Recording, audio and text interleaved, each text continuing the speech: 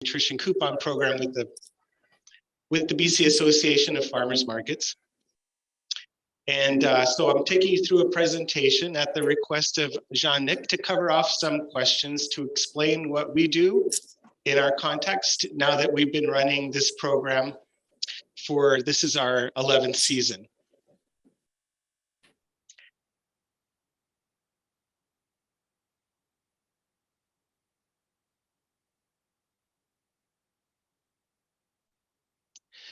So first, I want to explain what is it that we are attempting to achieve with the coupon program.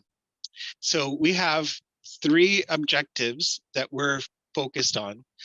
The first is to increase access to healthy local food for lower income families, pregnant persons, and seniors. And we're doing that in order to improve their health. So that's one of the desired outcomes. And then, because we're working with farmers markets, and that's what we are, that's what we do as a membership organization, is to improve the economic prosperity of British Columbia farmers who sell at farmers markets. So you can see how a program like this could operate in many different contexts, but this is our context and our key objectives. That's on our side from the BC Association of Farmers Markets. But when it comes to where does the money come from, it comes from our province. The core funding, probably 95% of the funding, comes from the province of British Columbia, specifically the Ministry of Health. And from 2012 to 2021, the investment they made in our program was 13.8 million. So it was something you'll see that it grew over the years. However, this last year, they gave us for the next 3 years, $12 million. So in 2021, we were working with a little over $2 million to operate the program. And then this year, the amount we had available was 4 million. So they almost doubled the amount of money and gave us a commitment for 3 years. So there you can see the 2 amounts that we had for last year, 2.49 million and 4 million this year and for the next 2 years. Now, the objective that we have aligns with what the Ministry of Health has an objective.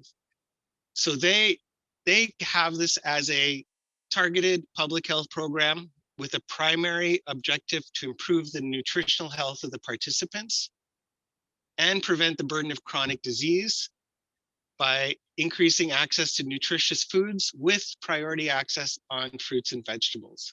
So again, whenever we're designing the program, we have to be mindful that's what they're attempting to achieve by making this financial investment. A couple of other things I wanted to add. So when they describe the program, because it mainly is talking about improving nutritional health, they also are, they also have some other things that get built into it beyond simply nutrition. So according to the Minister of Health, he likes to talk about how it helps improve the health and well-beings of British Columbians and build a sense of community. So they're not just stopping with supporting people's nutritional needs, but having them be connected. So making sure that there's many different determinants of health that come together in this program. And then the Minister of Agriculture also will describe it, trying to make people become more food secure. So we don't have this program in our province specifically as a food security tool, but it does definitely support food security for many families, especially with the cost of food going up in these last couple of years. And Jean-Nic, if anyone wants to ask questions, should I have them wait till the end, or if there's something to clarify? Yeah, okay. And I wanted to just be specific about the populations that they asked us to target. So pregnant women, children under 18, and seniors. So when we're working in a community with community partners, they are typically going to be working with those populations because they wanted to be very specific about those for whom they wanted to make the biggest improvements. Now, in addition to what the ministry provides us, they've told us that there's no barrier if someone else in the community wants to increase the amount of funding in that community, we can accept those funds and add them to the program. So that's been the case for probably after the first 2 or 3 years, we started attracting additional funders who say, you're able to support 100 people in my community, we'd like to support 10 more. And then they're able to do it through a variety of ways. And so just to show you, in 2020, we had 338,000 additional dollars that were invested by funders. And I can always share that breakdown even further as you like. And then in the 2021 season, it dropped down to 276,000. We got a large boost because there was an extraordinary amount of extra funding for COVID from the federal government, the United Way. So people were using those funds to actually, because the markets were operating, using them to unlock more dollars to be able to access food at markets. So now explain to you how the process works. What does it look like on the ground? So in British Columbia, we'll work in a community and sign up a community partner. I'll show you a sample list of the types of community partners that we work with. But if you are going to be involved with the coupon program, you're going to sign up with a community partner that we have paired with. And this is just a sample enrollment form. So you can see we collect some data. That data is important for our funders to know if the person is pregnant, under 19 years old, are they Indigenous, senior, elder? So we get some of that data for their reports. Then the community participants will distribute the coupons into their community. Let's say they have 100 spots for seniors and 20 spots for pregnant persons. They'll get that allocation, and they'll be giving them $27 a week over 16 weeks. So the program runs during the peak of the market season, and this is what our coupons look like now. There's samples up here if anyone wants to take a look afterwards. That $27 per week wasn't where we were in year one. Year one through year four, we were, or actually year one through year six, we were at $15 a week for 16 weeks. Then Minister Dix raised it from $15 to $21 because he felt it hadn't been increased for some time. And of course, everything, the cost of everything goes up. And then last year, one of the reasons you saw we went from 2.49 million to 4 million was in part because we moved from $21 to $27 per week. The other thing that us working with community partners who sign people up, distribute the coupons, they can also support them in any food literacy support they need. So if someone is newly, is a widowed single used to cooking for multiple people, they now have to cook for themselves. It now has to be a low sodium diet. They may be having to start over and learning how to do that. So our community partners are able to do things like that. Someone has no experience in freezing or canning, they can support them in doing that. And then the magical learning we had was that sometimes the people who can teach others in the community best are those who are receiving these coupons. They may know how to cook. They may know how to work with fruits and vegetables very well. They may know what they need nutritionally, and they are very open to offering that to other people in their community too. So we don't necessarily see this food literacy support being only, we must provide this to you because you're low income, but rather what do you in the community need and who has the assets and resources to do it. The other thing that we find is critical with having community partners is that you give out someone a coupon one week, you see them the next week, you can ask them how their experience was. Did the kids go with you? Were you able to get to the market? Did you find that you felt some stigma, and how do we address that? So the fact that there's a relationship between the person receiving the coupons and then getting them once a week or every 2 weeks, depending on their frequency, then it really helps them to reduce barriers and increase the amount of success for them in the program. At the farmers markets, It's fairly straightforward. The coupons are good for certain items, and each of the vendors would have a sign like this inviting people to use their coupons at their stall. On the back, it has what they're eligible for. The list is there: vegetables, herbs, fruit, cheese, dairy, nuts, meat, poultry, fish. They've added honey last year at the request of the Ministry of Agriculture and the honey producers. And then also we added food plants recently, so people can pick up tomato plants or herb plants and continue to grow them. So it is limited to those specific items, not baked goods, not prepared goods, nothing ready to eat. And there's a copy of the coupons, if you've seen that if you've been in the room here. And here are this is one of 3 pages of our partners. So you can see there we have both government agencies like Island Health. We have the Pender Island Food Bank, sort of nonprofits run by 2 or 3 people in the community.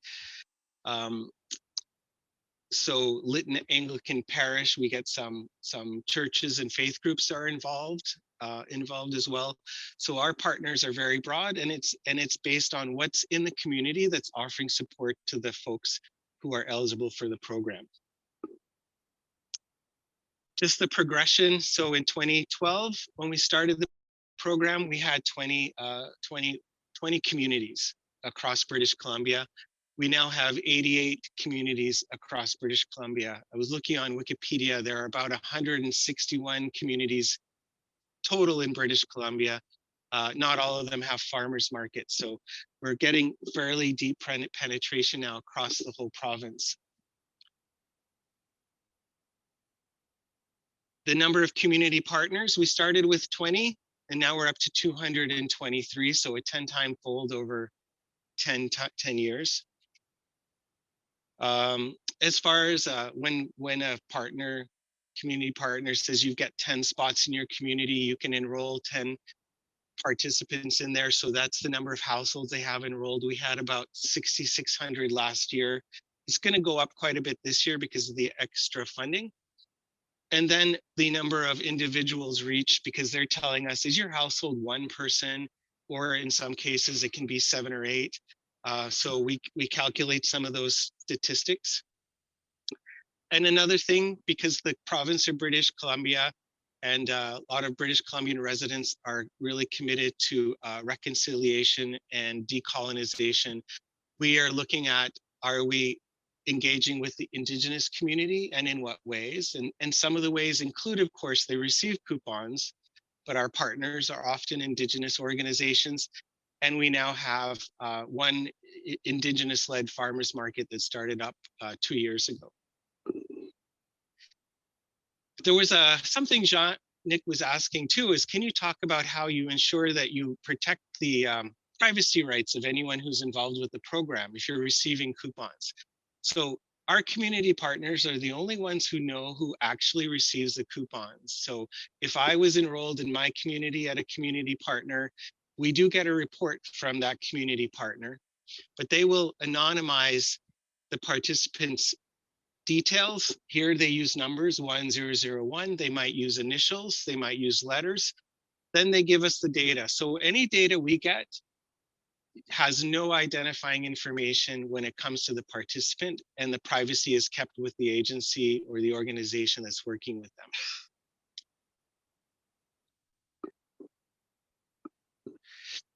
Now, one thing that we wanted to share was, while we are sending out to 223 different community partners, and they're giving them out to 10 to 100 different families, how many of those coupons end up back in farmers' pockets at the end of the season?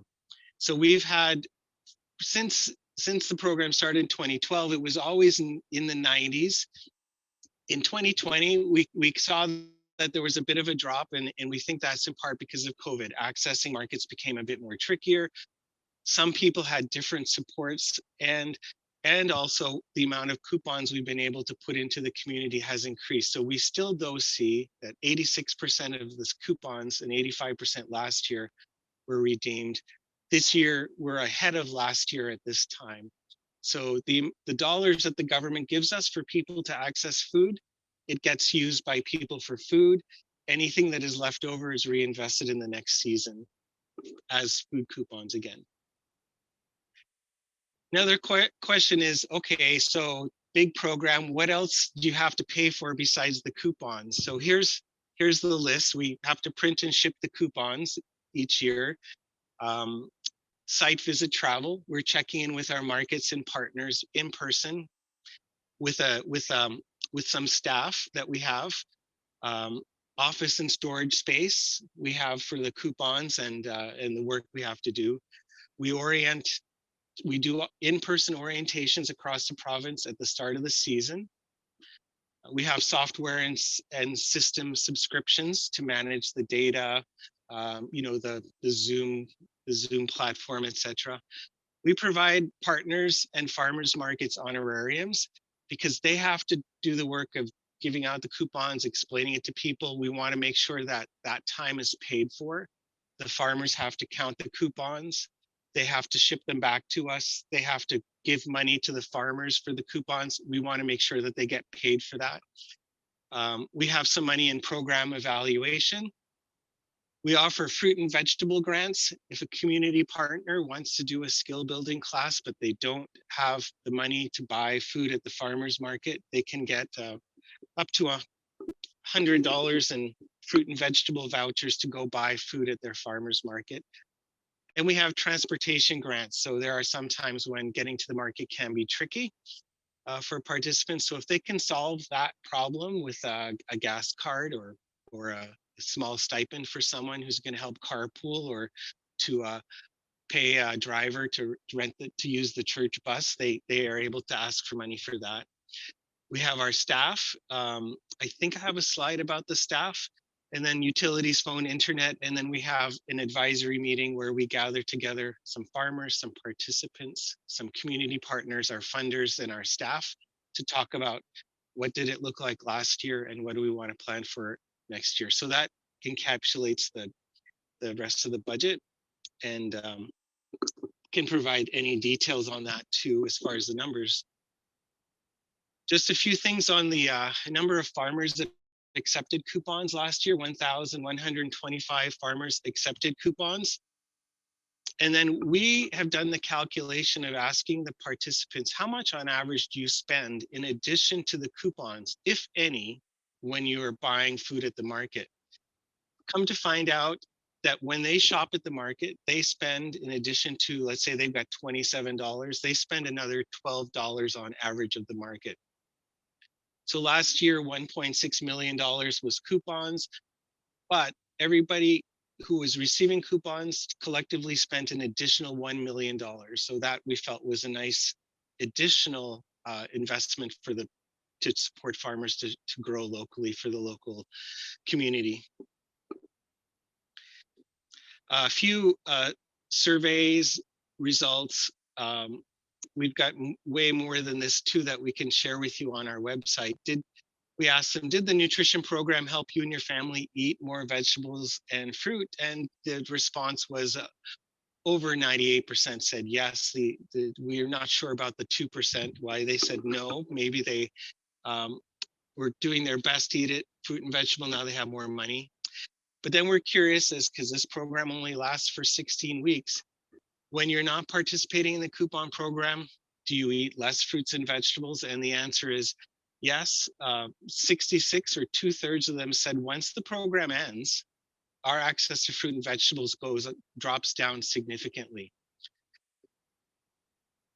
And please tell us why. It's a little might be difficult to see, but over here primarily is I just can't afford it. So the issue is still then the access to funds in the end.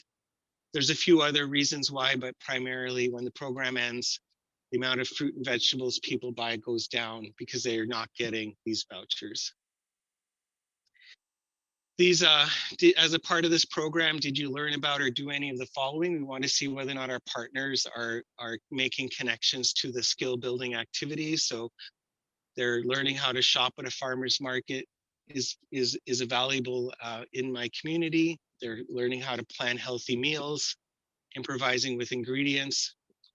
And as far as changes that happen as a part of the program, a large percentage of them eat a wider variety of fruits and vegetables for themselves and their family. They use more in their fruits and vegetables, and they use less processed foods during this period of time, as well as feeling more connected to other people in the community too. From the the farmers, we're always curious what percentage of income is it that they're getting from coupons versus their sales at the market. So half of them, it's less than 10% additional additional profit comes from the coupons, though there are some that are getting a larger percentage. And we also ask them, because we are often hearing farmers markets talk about, sometimes it's hard to attract farmers to the farmers market, you know, because there's a variety of sales channels, more are being developed all the time. And in some cases, that for some, it does make a difference for them to attend, but for others, they're going to attend or not attend regardless of the program.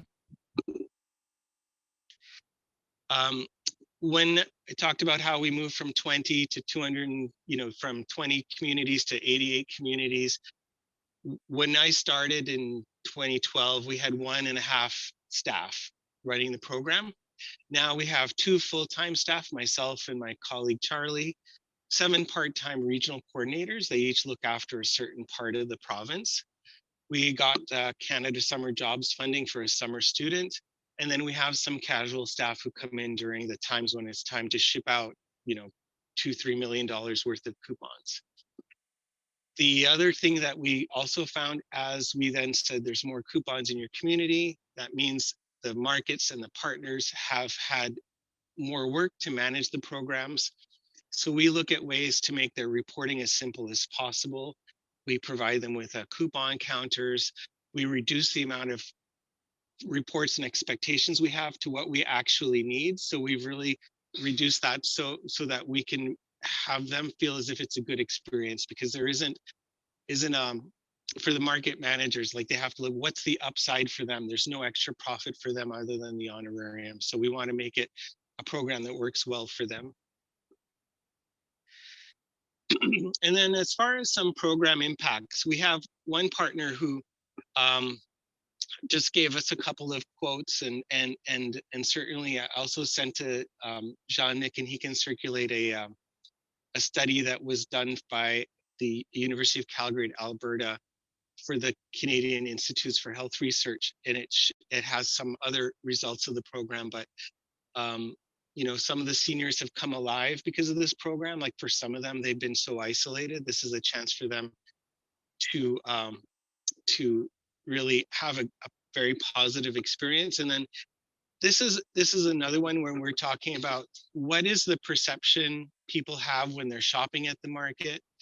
So one of our partners said that, you know, a lot of the senior women who come to visit me and pick up the coupons, they dress really well, they wear lovely clothes, but that's important to them to look good, but they are experiencing financial hardship. So sometimes we'll have the perception where a shopper or a farmer will say, I'm not sure they're giving these coupons out to the right person, because someone drove up in their Cadillac and they were dressed like they were going out.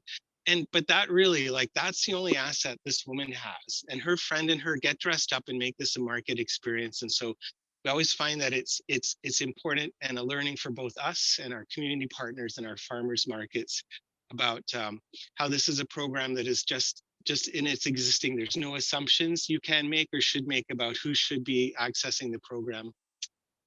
And yeah, Jean, so that brings me to the end of the presentation, of the slides I had. So I turn it over to you to tell.